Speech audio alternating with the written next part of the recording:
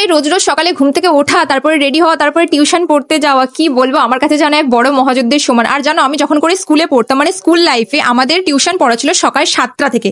গরমকালে তাও ঠিক আছে, কিন্তু এই শীতকালে করে একে তো কম্বলের মধ্যে থেকে কিছুতে বেরোতে ইচ্ছা করতো না, কিন্তু তার উপরে আমার মা আমার গা থেকে কম্বল টেনে নামিয়ে আমাকে তাড়াতাড়ি করে ঘুম থেকে তুলে আমাকে তাড়াতাড়ি টিউশন পাঠিয়ে দিত। বাই দ্য ওয়ে, তোমরা আমাকে কমেন্টে জানাও তোমাদের সকাল কটার সময় করে টিউশন পড়া থাকে। যাই হোক, এখন তো আমি অনেক বড় হয়ে গেছি, কলেজে পড়ি, তাই আমাকে এখন আর অত সকালবেলা করে টিউশন পড়তে যেতে হয় না। আর একটা কথা কি জানো, আমাদের পড়া থাকতো, মানে টিউশন পড়া থাকতো সেই সকাল 7টার সময় করে। আর আমার মা তো 6টা বাজতে না বাজতে আমাকে ডাকতে শুরু করতো, কিরে সকাল 7টা বেজে গেছে, ঘুম থেকে উঠবি না, পড়তে যাবি না, সবাই পড়তে চলে যাচ্ছে। আমাকে মানে কি বলবো, 7টা বাজতো না তার আগে থাকতে আমার মা আমাকে ডাকাডাকি শুরু করতো, আমার গা থেকে লেপ টেনে খুলে দিত। কিছু করার হতো না, আমাকে তাড়াহুড়ো করে তারপরে ঘুম থেকে উঠে যেতে হতো। আর উঠে গিয়ে না আমি ঘড়িতে দেখতাম যে কি অবস্থা, এখন তো 6টা বাজে। তারপরে আমি মাকে বলতাম, কি মা, এখন তো 7টা বাজেনি, এখন তো আমি অনেকক্ষণ ঘুমাতে পারবো, তুমি আমাকে এত তাড়াতাড়ি ঘুম থেকে কেন তুলে দিলে? মা বলতে, বেশি কথা বলিস না, তাড়াতাড়ি রেডি হ আর তাড়াতাড়ি টিউশন পড়তে চলে যা।